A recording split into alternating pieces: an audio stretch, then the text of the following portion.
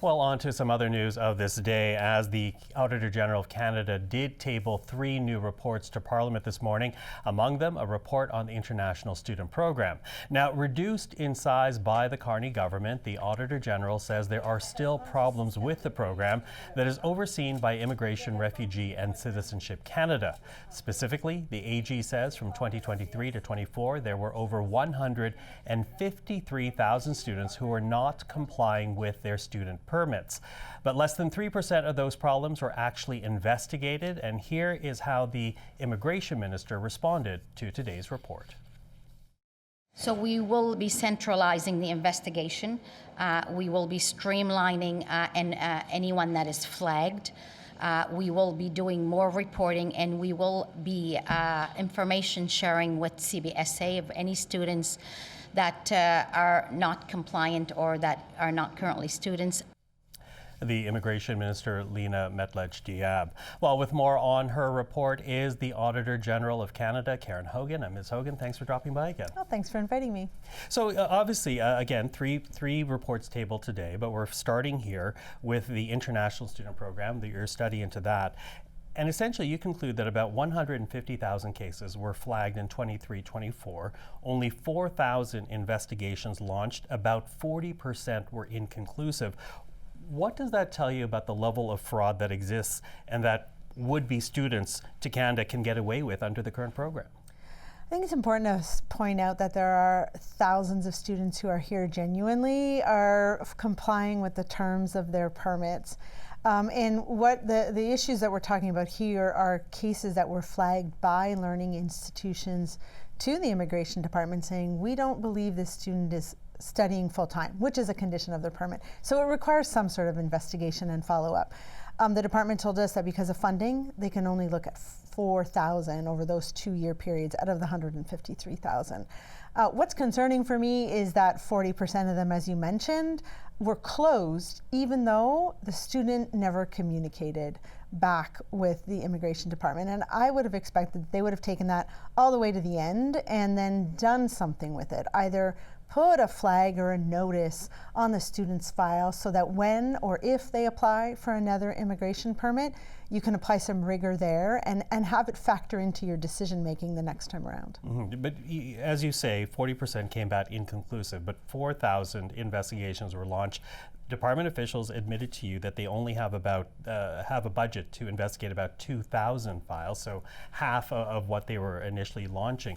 What does that tell you? Does it need to be funded more, or is there something else that can be done to ensure the integrity of the International Student Program? Well, I think I would start by saying there's a lot of information that the Immigration Department has that they're just not acting on. So I would expect that they're going to use the resources they have effectively first, and then decide whether or not they need more resources in order to be able to tackle what's been flagged. It's not just students potentially not complying, it's cases of potential fraudulent documentation or misrepresentation, or even following up on students whose permits have expired to see whether or not they've left the country. All of that needs to be acted on. So do that effectively and then see if you need more resources. Do that effectively. Is that enough to restore integrity into the system? Because this is a program that has come under heavy criticism, one for letting in too many students with the past government, and with this report that you have out, questions about just how legit some of these students actually are. Well, and as I said at the beginning, I think there's thousands of students who are here very legitimately, so it really is about taking action on those where you have concerns that are raised. Right? And there's many tools in the toolkit of the Immigration Department that they could use. You could flag it in a file in case there's another application. You could cancel a permit and then let the Canada Border Services Agency know so that together the two departments can take what action is needed. But we weren't seeing that, right? We were seeing a lack of collaboration and sharing of information between two departments that play a crucial role in making sure the International Student Program integrity is maintained. Mm-hmm. So you identify something with that program. I want to move on now to the RCMP, because that had to do with the second report that you filed this morning. This one having to do with recruitment and the police force. You say it is falling short of its recruitment targets. Why do you find that concerning?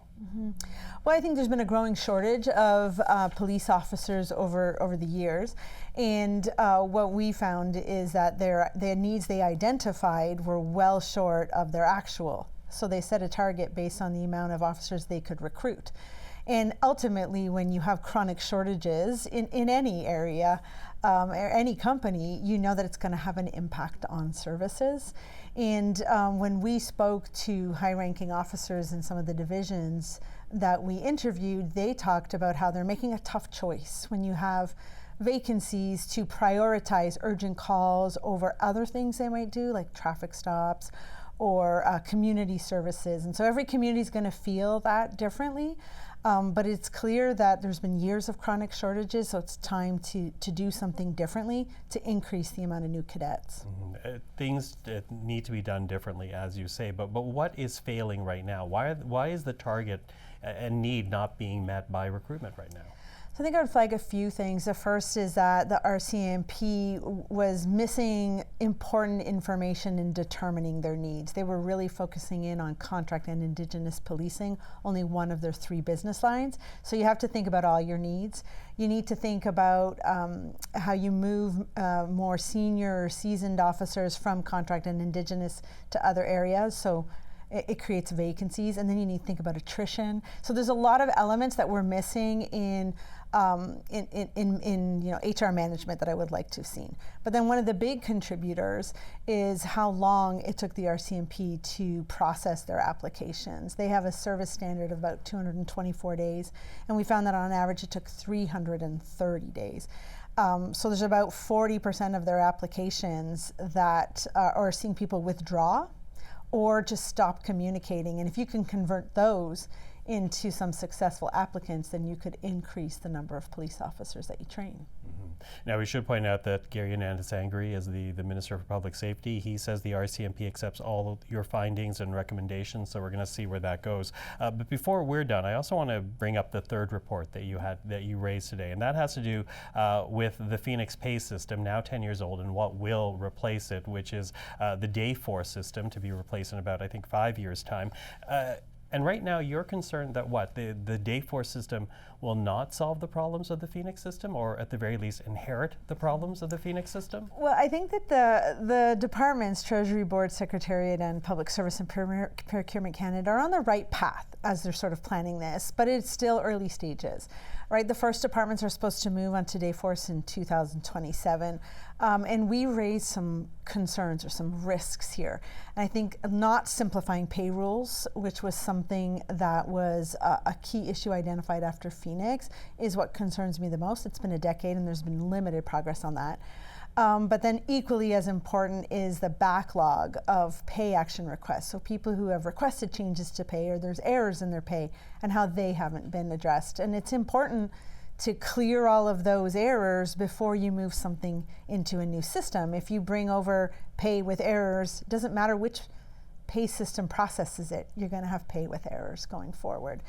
So shortening the timeline by 3 years, they made that decision just this January, is really, I think, raising the risk flag that you'll run out of time to clear the backlog and also to make sure departments are ready. How big is that backlog right now? So the backlog right now is about 233,000, or at least at the end of our audit period.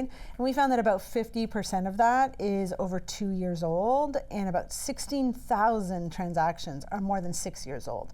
Those long outstanding transactions are going to be hard to resolve, and they might take more time than the ones that they're clearing out now. So it's important to make sure you have time to fix that. Do you think the ministry has to think about restoring the original timeline? As you say, they trimmed 3 years off to the transition. Is it worthwhile to delay it once again to make sure Phoenix is cleaned up before switching over? Well, that decision was made right at the beginning of January of this year, so I think it'll be what will they do to their plan, right? Will they make sure that they've adjusted their timelines? Will they make sure that they give time and allocate the right resources to clearing out pay transaction backlogs? Because if you, as I said, if you put bad information into a system, it's just going to give you errors in pay on the other side, and you want to minimize repeating Phoenix. Okay, well, 3 important reports tabled today. Karen Hogan, thank you for this. Thank you.